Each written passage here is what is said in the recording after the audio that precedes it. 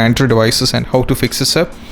So first step, what you have to do is you just have to do a restart on your Android devices. So in order to do that, you just have to press and hold the power button over here.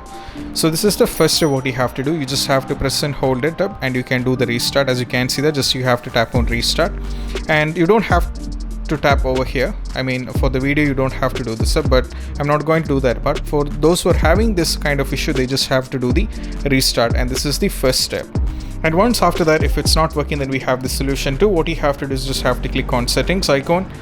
Then from here, you just have to scroll down and click on apps. Then from here, you just have to click on apps at the top once again. And from here, these are the apps which is right now available on your which are installed on your Android devices, and you have to select Google Pay from here, or you can search in the top.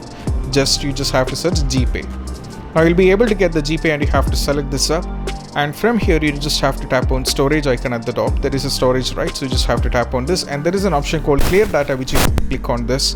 And what happens is when you tap on the clear data, the bank account which right now on your Google Pay will be completely removed. So it's not a big issue. You can give the details once again and make sure it is connected. So what happens is I want to give you a warning like it will be completely removed, so you don't have to worry on that. And once after clear data is done, you just have to try to open the Gpay once again, and most probably this will be completely fixed.